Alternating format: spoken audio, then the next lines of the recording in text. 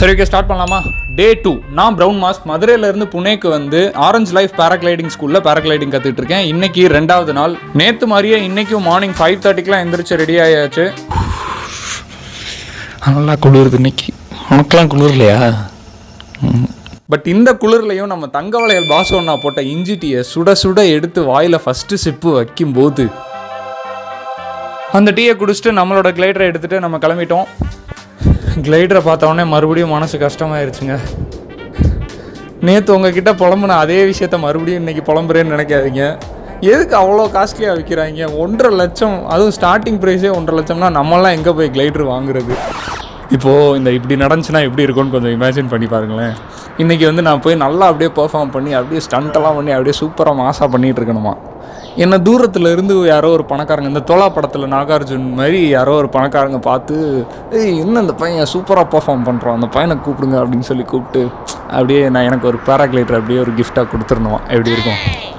இதுக்கு தான் லாய்க்கு. நம்ம இந்த மாதிரி நடக்காத விஷயத்த பூரா யோசிச்சு செருப்படி வாங்குறதுக்கு தான் நம்ம லாய்க்கு. நேற்று நம்ம பேராகிளைடரை வச்சுட்டு கிரவுண்ட்லேயே ரன்னிங் ப்ராக்டிஸ் பண்ணோம். இன்றைக்கி அதை விட கொஞ்சம் மேலே போய் நின்று பன்னி ஹாப்ஸ் பண்ண போகிறோம். இன்றைக்கி விண்டோட டைரக்ஷனும் கொஞ்சம் க்ராஸாக இருந்துச்சு, ரொம்பவே ஸ்ட்ராங்காகவும் இருந்துச்சு.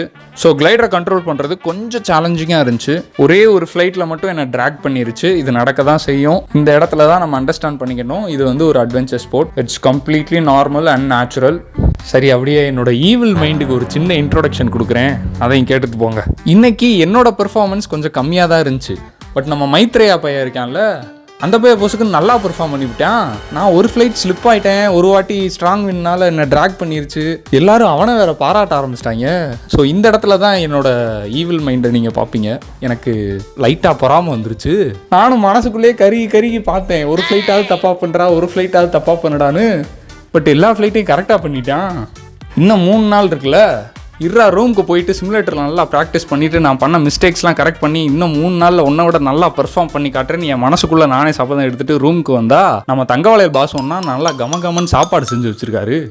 சரி, அப்புறம் ப்ராக்டிஸ் பண்ணிக்கிறோம் அப்படின்னு ஃபஸ்ட்டு சாப்பாடை சாப்பிட்டு முடிச்சுட்டு கொஞ்சம் நேரம் வழக்கம் போல் நம்மளோட வியூ பாயிண்டில் போய் உட்காந்து பாட்டு கேட்டு முடிச்சுட்டு அதுக்கப்புறம் வீடியோ பார்த்து நான் பண்ண மிஸ்டேக்ஸ் எல்லாத்தையும் நோட் பண்ண ஆரம்பிச்சிட்டேன். நோட் பண்ணி அதை சிமுலேட்டரில் அதே மாதிரி ப்ராக்டிஸ் பண்ண ஆரம்பிச்சிட்டேன். அடுத்த நாள் கம்பேக் கொடுக்கணும்ல, ஸோ ப்ராக்டிஸை சீக்கிரம் முடிச்சுட்டு நைட்டு டின்னர் சாப்பிட்டு வெள்ளனே தூங்கியாச்சு. டே 3.